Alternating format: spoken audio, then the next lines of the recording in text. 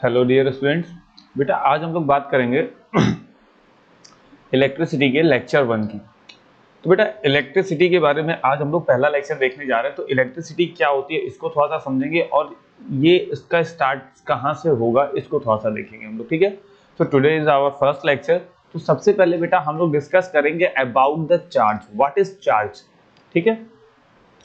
तो सबसे पहले हम लोग डिस्कस करेंगे बेटा about charge, what is charge. Charge के बारे में देखेंगे तो हम लोग कह सकते हैं कि बेसिकली जनरली हम लोगों ने केमिस्ट्री में भी पढ़ा है, हर जगह पढ़ा है कि charges are there are two types of charges, there are two types of charges. The first one is the positive charge and the second one is the negative charge. अब ये पॉजिटिव चार्ज या negative charge क्या होते हैं इनको देख लेते हैं, ठीक है। तो हम लोग इनको देखेंगे क्या होते हैं। तो देखिएगा ये जो पॉजिटिव चार्ज होते हैं बेटा, ये जो पॉजिटिव चार्ज होते हैं बेसिकली ये प्रोटॉन होते हैं, ये पॉजिटिव चार्ज होते हैं। और ये जो नेगेटिव चार्ज होते हैं बेटा जनरली ये इलेक्ट्रॉन होते हैं। ये क्या होते हैं बेटा? इलेक्ट्रॉन।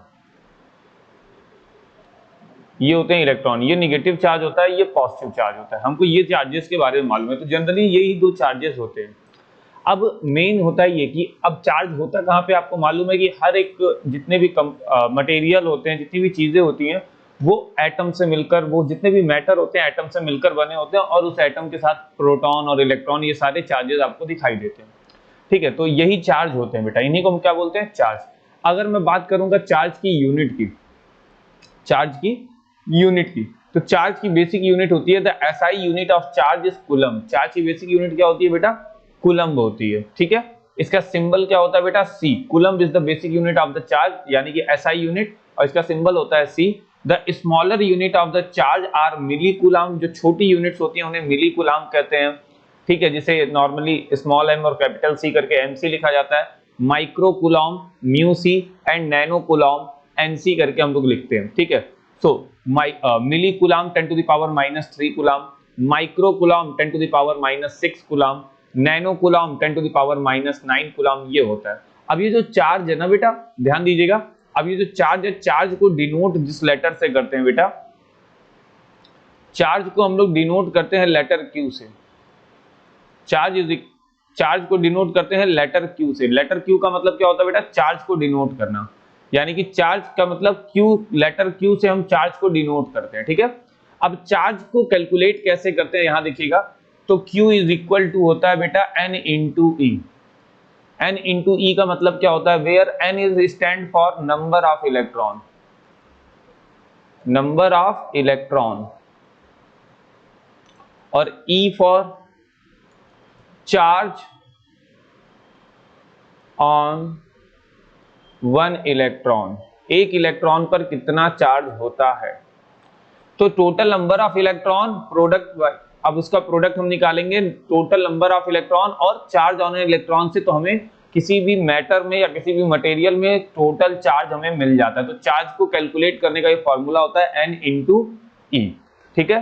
अब इसकी एक प्रॉपर्टी होती है, देखो बेटा जो दो टाइप के चार्जेस होते हैं, एक पॉजिटिव और एक नेगेटिव। इन चार्जेस की एक प्रॉपर्टीज होती है क्या, कि जो अपोजिट चार्जेस होते हैं वो एक दूसरे को अट्रैक्ट करते हैं, यानी कि एक पॉजिटिव चार्ज और एक नेगेटिव चार्ज हमेशा एक दूसरे को अट्रैक्ट करेगा। एंड द सिमिलर चार्जेस, यानी कि दोनों के दोनों पॉजिटिव हो या दोनों चार्जेस नेगेटिव हो, ये एक दूसरे को हमेशा रेपल करते हैं, ठीक है।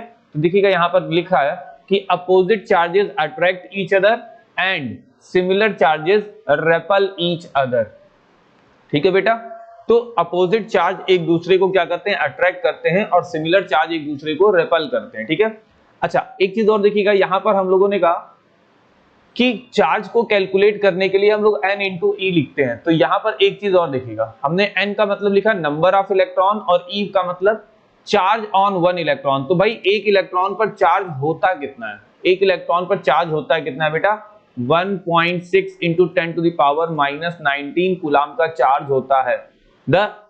This is the charge on one electron. तो यहां पर लिखा हुआ है, ध्यान दीजिएगा, यहां पर कह रहा है the charge on one electron is 1.6 into 10 to the power -19 coulomb. This is the charge on one electron. ये एक इलेक्ट्रॉन पर चार्ज है। ये क्या है बेटा? नंबर ऑफ इलेक्ट्रॉन, यानी कि एक सिंगल इलेक्ट्रॉन पर इतने कूलम्ब का चार्ज होता है, वो भी नेगेटिव चार्ज है, ठीक है। आगे देखते हैं। आगे इसी से रिलेटेड एक क्वेश्चन दे दिया है, ध्यान दीजिएगा। देखिए क्वेश्चन क्या कह रहा है calculate the number of electron in 1 coulomb of charge. अब ध्यान दीजिएगा, ये जो चार्ज है 1.6 इंटू 10⁻⁻19 कूलम्ब का जो चार्ज है, ये 1 इलेक्ट्रॉन पर है। कितने इलेक्ट्रॉन पर है बेटा? 1 इलेक्ट्रॉन का चार्ज है। 1 इलेक्ट्रॉन पर इतना चार्ज है, इतना चार्ज। तो मुझे 1 कूलम्ब का चार्ज कैलकुलेट करना, यानी कि 1 कूलम्ब के चार्ज में कितने इलेक्ट्रॉन होंगे, 1 कूलम्ब के चार्ज में कितने इलेक्ट्रॉन होंगे। तो हम लोग लिखेंगे यहां पर, देखिए कैसे कैलकुलेट कर सकते हैं, ऐसे number of electron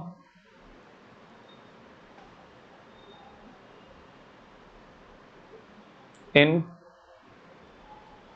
1.6 into 10⁻⁻19 coulomb of charge.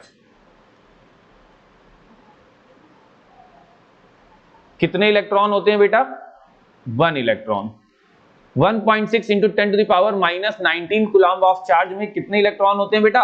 1 electron होते हैं। तो इसी तरीके से आप number of electron in 1 coulomb of charge निकाल सकते हैं। यूनिटरी मेथड है, तो आप क्या लिखेंगे? 1/1.6 इंटू 10⁻⁻19 कूलम्ब। अब ये ऊपर चला जाएगा, तो इसको ऊपर करोगे then it is become positive, और ये ऊपर जाएगा तो ये मल्टीप्लाई हो जाएगा, ठीक है। तो इसको ओवरऑल कैलकुलेट करके अगर हम देखेंगे तो हमारे पास आ जाएगा 2.25 इंटू 10⁻, अगर मैं इसको कैलकुलेट करता हूं देन इट बिकम 17, नहीं ये इधर जाएगा, ये एक बार में जाएगा 0.2, एक मिनट मैं कैलकुलेट कर लेता हूं। सो दैट इज बिकम 1/1.6, तो 1/1.6 कैलकुलेट करेंगे जब आप ऊपर नीचे, तो ये हो जाएगा 10/1600,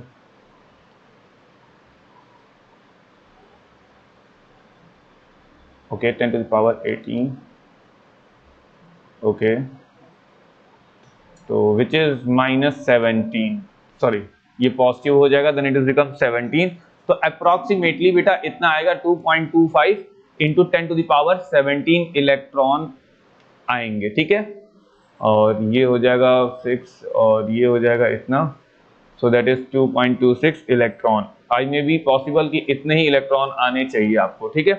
तो नहीं सॉरी इतने तो नहीं आएंगे, ये कैलकुलेट अगर मैं करूंगा then it become 6, okay sorry ये 6 आ जाएगा, 6.25 आएगा, 2.25 नहीं आएगा, 6.25, दैट इज 6.25 इंटू 10⁻17 इलेक्ट्रॉन। तो 17 नहीं फिर 18 होगा, क्योंकि ये इससे डिवाइड हो जाएगा देन इट्स बिकम 18 इलेक्ट्रॉन, ठीक है। तो मैं इसको कैलकुलेट करके फिर से लिख देता हूं, then it is overall 6.25 into 10⁻18 electron, ठीक है। सो इतने इलेक्ट्रॉन आएंगे, यानी कि charge on 1 electron is equal to this, and the charge on 6.25 into 10⁻18 electron is 1 coulomb. यानी कि 1 कूलम्ब का चार्ज के लिए कितने इलेक्ट्रॉन चाहिए बेटा? 6.25 इंटू 10⁻18 इलेक्ट्रॉन पर कितने कूलम्ब का चार्ज होता है? 1 कूलम्ब का चार्ज होता है। कैलकुलेशन में ध्यान दीजिएगा कि आपको फिर से ध्यान दीजिएगा कि मैंने लिखा है the number of electron in 1.6 into 10⁻19 coulomb is equal to 1 electron. तो 1 इलेक्ट्रॉन पे कितने कूलम्ब का चार्ज होता है? 1.6 इंटू 10⁻19 कूलम्ब का चार्ज होगा। सेम इसी तरीके से 1 कूलम्ब के चार्ज के लिए कितने इलेक्ट्रॉन चाहिए? So that is become 6.25 into 10⁻18 electron, उस पर 1 कूलम्ब का चार्ज होगा, ठीक है। जब आप इसको कैलकुलेट करेंगे तो इतना आएगा। इसके बाद बात कर लेते हैं बेटा कंडक्टर की। What is conductors? कंडक्टर्स क्या होते हैं बेटा? जनरली देखिएगा, conductors are those material which allow electricity to flow through them. यानी कि कंडक्टर्स एक ऐसे मटेरियल होते हैं जिनके अंदर से इलेक्ट्रिसिटी, यानी कि एक तरीके से सिंपली चार्ज, जिनके अंदर से चार्ज इजीली फ्लो होता है। So those substance through which electricity can flow are called conductors. तो सिंपल है ये, यानी कि those substance through which electricity can flow are called conductors. Example इसका दे रहा है कॉपर, सिल्वर, एल्यूमिनियम एटसेट्रा। अब देखिएगा यहाँ पे कुछ और चीजें, लगभग मैक्सिमम मेटल, तो मेटल्स जनरली क्या होते हैं, कंडक्टर्स होते हैं। दूसरी चीज यहाँ पर और वाटर के बारे में बात करेंगे तो ये वाटर जो होता है बेटा, एक इम्प्योर वाटर की बात हो रही है। यहाँ पर किसकी बात हो रही है बेटा, इम्प्योर वाटर की बात हो रही है। तो ये भी एक अच्छा कंडक्टर होता है इलेक्ट्रिसिटी का। इम्प्योर वाटर का मतलब मान लीजिए sea water, lake water, river water, ये सब इम्प्योर वाटर होंगे और ये इलेक्ट्रिसिटी के अच्छे कंडक्टर होंगे। ठीक है।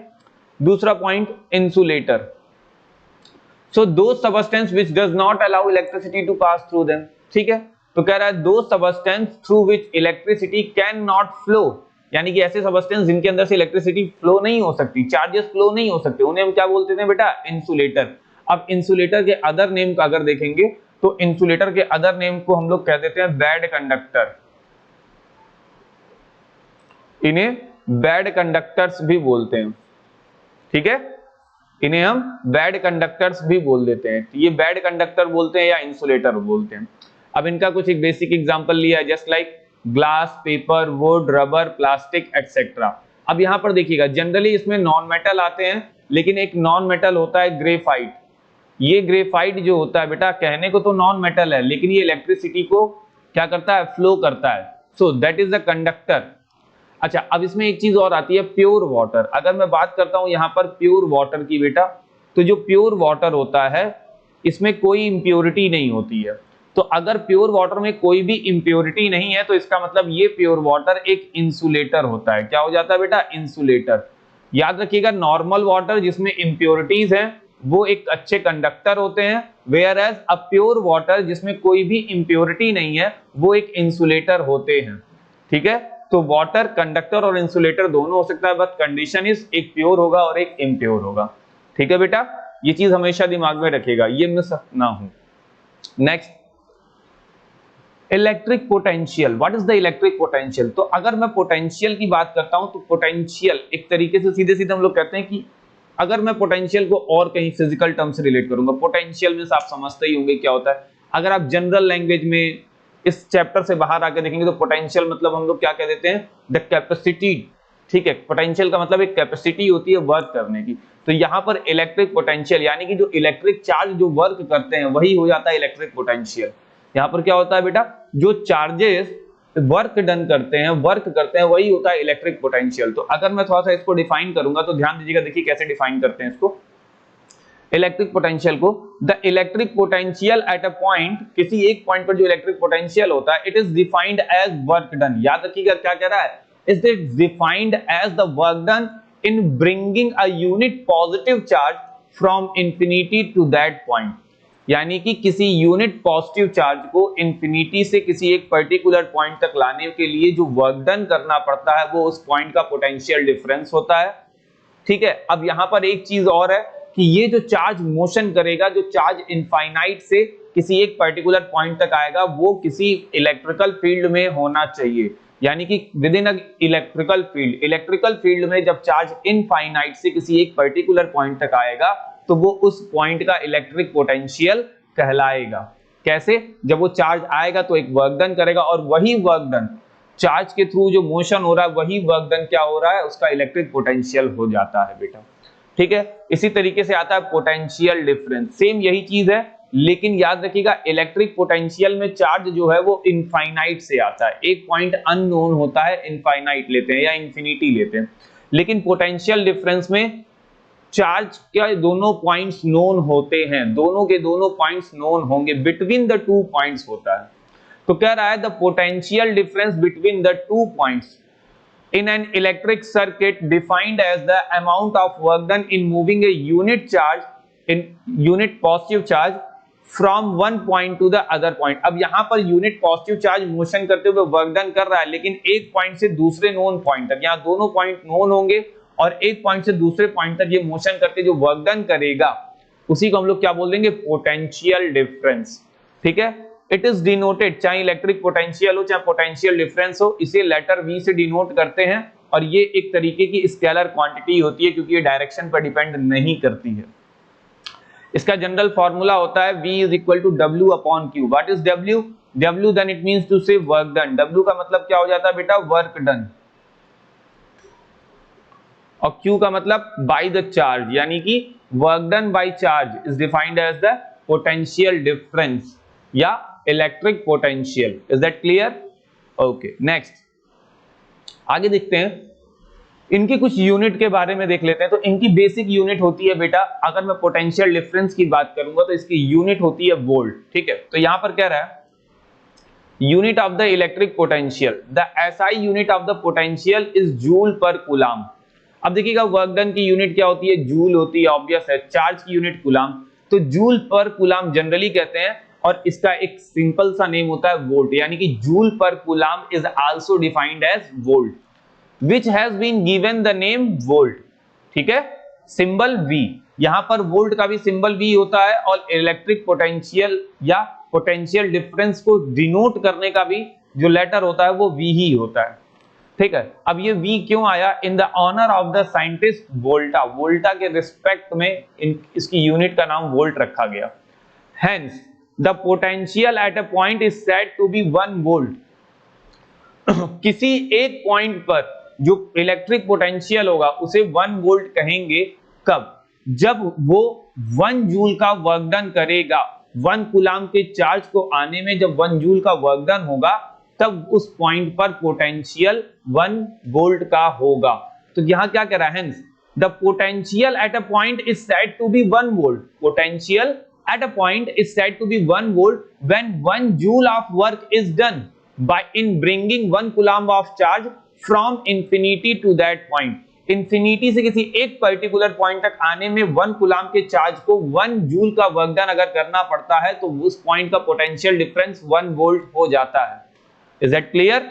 सॉरी, उस पॉइंट का इलेक्ट्रिक पोटेंशियल 1 वोल्ट हो जाता है, क्योंकि चार्ज इनफाइनाइट से आ रहा है, इसलिए उस पॉइंट का इलेक्ट्रिक पोटेंशियल हम लोग बोलेंगे 1 वोल्ट हो जाता है। लेकिन यही चीज क्या होती कि जब 1 कूलम के चार्ज को 1 जूल का वर्क डन करना पड़ता है किसी एक पर्टिकुलर पॉइंट से दूसरे पर्टिकुलर पॉइंट तक, तो उन दोनों के बीच का जो इलेक्ट्रिक पोटेंशियल डिफरेंस होता है वो 1 वोल्ट का हो जाता है। देखिएगा यहां पर उसको भी डिफाइन कर रहा है। क्या कह रहा है? The potential difference between 2 points is said to be 1 volt। दो पॉइंट के बीच का पोटेंशियल डिफरेंस 1 वोल्ट कब होता है? जब 1 कूलम के चार्ज को 1 जूल का वर्क डन करना पड़ता है। When it is work done in moving 1 coulomb of charge from one point to the other, it is 1 joule। जब 1 कूलम के चार्ज को एक पॉइंट से दूसरे पॉइंट तक जाने में 1 जूल का वर्क डन करना पड़ता है, तब उन दोनों पॉइंट के बीच का जो पोटेंशियल डिफरेंस आता है वो 1 वोल्ट आता है। ठीक है, याद रखिएगा क्या आता है? 1 वोल्ट आता है। तो जनरली हमको इसका फॉर्मूला मालूम होना चाहिए। It is measured by the instrument called volt meter. अब पोटेंशियल डिफरेंस को जिस इंस्ट्रूमेंट से हम लोग डिटेक्ट करते हैं या गैस करते हैं वो उसका नाम होता है वोल्ट मीटर। ठीक है, उसका क्या नाम है बेटा? Volt meter. याद रखिएगा, ये सारी चीजें दिमाग में हमेशा रहनी चाहिए, ये मिस आउट नहीं होना चाहिए। आगे नेक्स्ट, करंट। करंट के बारे में देखते हैं। What is current? करंट के बारे में समझते हैं। Correct, current is defined as the rate of flow of charge. Current को जनरली हम लोग यही कहते हैं, the rate of flow of charge is defined as the current, यानी कि चार्ज का जो फ्लो हो रहा है उसका रेट क्या है उसको बोलते हैं करंट। करंट बेसिकली एक स्केलर क्वांटिटी होती है। तो I is equal to Q upon T, यानी कि चार्ज बाई टाइम, और Q is also defined as NE, तो हम लोग इसको NE अपॉन T भी लिखते हैं। ठीक है, तो हम कंडीशनली इन फॉर्मूलाज का यूज करेंगे। Unit of current. करंट की यूनिट क्या होती है बेटा? करंट की जो बेसिक यूनिट होती है बेटा एसआई यूनिट, उसको बोलते हैं एम्पियर, और इसका सिंबल कैपिटल ए होता है। ठीक है, करंट को आई लेटर से डिनोट करते हैं, इसकी यूनिट होती है एम्पियर जिसको डिनोट करते हैं ए से। In the honour of the French physicist André Ampère. André Ampère के रिस्पेक्ट में इनकी यूनिट का नाम, इस करंट की यूनिट का नाम एम्पियर रखा गया। कह रहा है वी डिफाइंड 1 एम्पियर। अब 1 एम्पियर का करंट क्या होता है? We defined 1 ampere as the current which flow when 1 coulomb of charge passes in 1 second। जब किसी भी कंडक्टर में 1 कूलम का चार्ज 1 सेकंड में पास होता है, तब वहां पर करंट कितनी होती है बेटा? 1 एम्पियर की करंट होती है। The 1 ampere as the current which flow when the 1 coulomb of charge passes in 1 second। 1 coulomb का चार्ज 1 सेकंड में पास होता है तो 1 एम्पियर की करंट होती है। अब इसकी कुछ बड़ी कुछ छोटी यूनिट्स भी होती है, तो जनरली इसकी जो छोटी यूनिट्स होती हैं उनमें मिली एम्पियर, माइक्रो एम्पियर आता है। मिली एम्पियर मतलब ma, that is 10 to the power -3 ampere, micro ampere then it is mu 8 10 to the power -6 ampere. ठीक है, ये होता है। अब करंट को मेजर करने के लिए जो इंस्ट्रूमेंट आता है, जो डिवाइस आती है, दैट इज कॉल्ड अमीटर। ठीक है, the current is measured by an instrument is called ammeter. तो करंट को जिस डिवाइस से हम लोग मेजर करते हैं उसका नाम होता है अमीटर। याद रखिएगा क्या नाम होता है, अमीटर। और करंट को कौन से लेटर से डिनोट करते हैं, आई से। ठीक है, अब आगे देखिएगा, इसमें दो चीज और आती हैं बेटा, static electricity and the current electricity. अब ये जो इलेक्ट्रिसिटी है, ये स्टैटिक और करंट का मतलब थोड़ा सा समझते हैं। कह रहा है इन static electricity electrical charge remain at rest. इसका मतलब क्या हुआ, स्टैटिक इलेक्ट्रिसिटी उस टाइप की इलेक्ट्रिसिटी होती है जिसमें चार्जेस रेस्ट में होते हैं, देन इट मींस टू से चार्जेस का मोशन नहीं होता, चार्जेस का मोशन नहीं होता। इसको कैसे समझेंगे, कौन सी भाई ऐसा कौन सी इलेक्ट्रिसिटी है जहां पर चार्जेस मोशन नहीं करते, इसको थोड़ा सा समझते हैं। देखिए होता क्या है, जब आप ग्लास रॉड को वूलन क्लॉथ से क्या करते हैं, रब करते हैं। एक ग्लास रॉड लेते हैं, वूलन क्लॉथ से रब करते हैं, तो उनमें चार्जेस जनरेट होते हैं। तो आपने देखा होगा कि वो चार्जेस अट्रैक्ट करते हैं एक दूसरे को। उनमें जो चार्जेस जनरेट होते हैं बेटा, वो मोशन नहीं करते हैं, वो स्टैटिक चार्जेस होते हैं। ठीक है, वो कैसे होते हैं, स्टैटिक चार्ज होते हैं। और उन्हीं स्टैटिक चार्जेस की वजह से उस रॉड में जो इलेक्ट्रिसिटी जनरेट हो रही है, that is called static electricity, that is called static electricity. अच्छा, आपने बहुत सारे एक्सपेरिमेंट किए होंगे। एक पेन को लेते हैं और आप बाल में पीछे रगड़ लेते हैं, और उसके बाद आप कागज के टुकड़ों को या धूल के या फिर जो डस्ट पार्टिकल है वो देखो अट्रैक्ट होते हैं, क्योंकि जब आप इसको रब करते हैं तो उनमें चार्जेस जनरेट होते हैं, और वो चार्जेस मोशन नहीं कर रहे होते हैं, वो चार्जेस बस जनरेट होते हैं और रेस्ट में होते हैं। तो जब चार्जेस रेस्ट में होते हैं तो वो स्टैटिक चार्ज हो गया, और उसी के थ्रू स्टैटिक इलेक्ट्रिसिटी आती है। अब देखिएगा, ये जो लाइटनिंग होती है, लाइटनिंग का मतलब जो बिजलियां कड़कती हैं, ये जो लाइटनिंग होती है बेटा, इसमें क्या चार्ज फ्लो करता है क्या ऊपर से नीचे, नहीं, ये भी एक स्टैटिक इलेक्ट्रिसिटी का एग्जांपल है।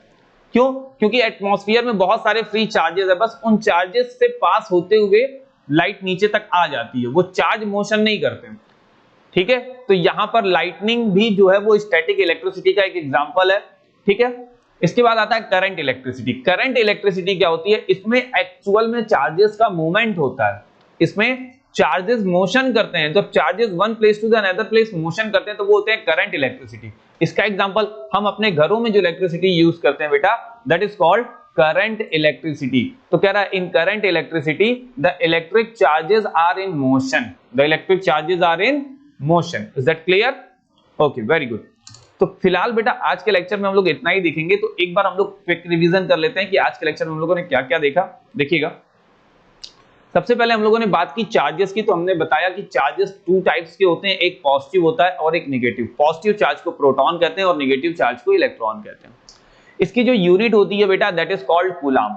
ठीक है, इसकी जो यूनिट होती है दैट इज कॉल्ड कूलम। इसकी कुछ छोटी यूनिट्स भी होती है, milli coulomb, micro coulomb, nano coulomb, इनका रिलेशन हमने देखा। ठीक है, साथ ही साथ हमने ये भी देखा कि ये जो चार्जेस होते हैं, लाइक चार्जेस एक दूसरे को रेपल करते हैं, यानी कि सेम काइंड ऑफ चार्ज, और अपोजिट चार्जेस, डिफरेंट चार्जेस एक दूसरे को अट्रैक्ट करते हैं। ठीक है, आगे ये जो चार्जेस होते हैं ये इलेक्ट्रॉन और प्रोटॉन ही होते हैं। तो बेसिकली हम इलेक्ट्रॉन को लेके चल रहे हैं, तो इलेक्ट्रॉन पर जो चार्ज होता है, the charge on one electron पर जो चार्ज होता है बेटा, that is 1.6 into 10 to the power -19 coulomb का चार्ज होता है एक सिंगल इलेक्ट्रॉन पर। तो मुझे वो, अब ध्यान देना, मैंने कहा एक सिंगल इलेक्ट्रॉन पर 1.6 into 10 to the power -19 coulomb का चार्ज होता है। तो 1 कूलम के चार्ज के लिए कितने इलेक्ट्रॉन होंगे, 1 कूलम के चार्ज में कितने इलेक्ट्रॉन होंगे। तो जब हम लोगों ने इसको कैलकुलेट किया तो then it is become 6.25 into 10 to the power 18 electron in 1 coulomb of charge. 1 coulomb के चार्ज में 6.25 into 10 to the power 18 coulomb charge होते हैं, सॉरी इलेक्ट्रॉन होते हैं। Is that clear? तो इसका कैलकुलेशन हम लोगों ने किया था। नेक्स्ट, ठीक है, मैंने बताया कंडक्टर्स क्या होते हैं जिनसे इलेक्ट्रिसिटी फ्लो होती है। इनमें ज्यादातर मेटल्स आते हैं, कुछ नॉन मेटल लाइक ग्रेफाइट है। ठीक है, वाटर जो होता है, इम्प्योर वाटर, वो भी एक तरीके से कंडक्टर होता है। इंसुलेटर वो मटेरियल होते हैं जिनसे इलेक्ट्रिसिटी पास नहीं करती है। तो जनरली इन्हें बैड कंडक्टर भी कहते हैं। एग्जांपल आपको glass, paper, would, rubber, plastic दिया है, लेकिन जो प्योर वाटर होता है, प्यूरिफाइड प्योर वाटर जो होता है, उसमें कोई भी इंप्योरिटी नहीं होती है, दैट्स वाई वो कंडक्टर की तरह बिहेव नहीं करता, यानी कि जो प्योर वाटर होता है वो एक इंसुलेटर होता है। ठीक है। इलेक्ट्रिक पोटेंशियल, जब किसी चार्ज को किसी पॉइंट के अबाउट देखेंगे हम लोग, ठीक है, जब किसी चार्ज को इंफिनिटी से किसी एक पॉइंट तक आने में जो वर्क डन करना पड़ता है बेटा, वो उस पॉइंट का इलेक्ट्रिक पोटेंशियल हो जाता है।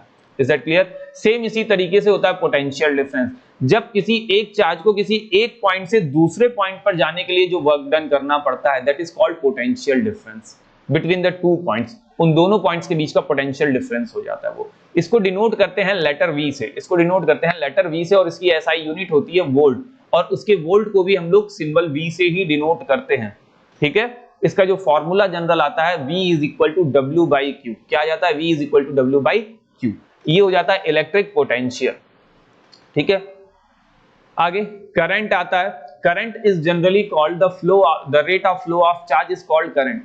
जो चार्ज के फ्लो होने का रेट है उसे करंट कहते हैं। I is equal to Q by T। इसकी जो यूनिट होती है बेटा वो एम्पियर होती है। इसकी कुछ छोटी और बड़ी यूनिट भी हम लोगों ने देखी। इसके बाद आता है स्टैटिक और करंट इलेक्ट्रिसिटी। तो स्टैटिक मतलब जिसमें चार्ज मोशन नहीं करते, इसका कुछ एग्जांपल हमने दिया। करंट इलेक्ट्रिसिटी जिनमें चार्ज मोशन करते हैं। ठीक है बेटा, तो फिलहाल आज के लेक्चर में हम लोग इतना ही देखेंगे, बाकी की चीजों के लिए मिलते हैं हम लोग नेक्स्ट लेक्चर में। आप इसको अच्छे से रीड करिए, अगर आपको कोई डाउट आता है तो आप कमेंट सेक्शन में आके कमेंट कर सकते हैं। ओके बेटा, बाय बाय।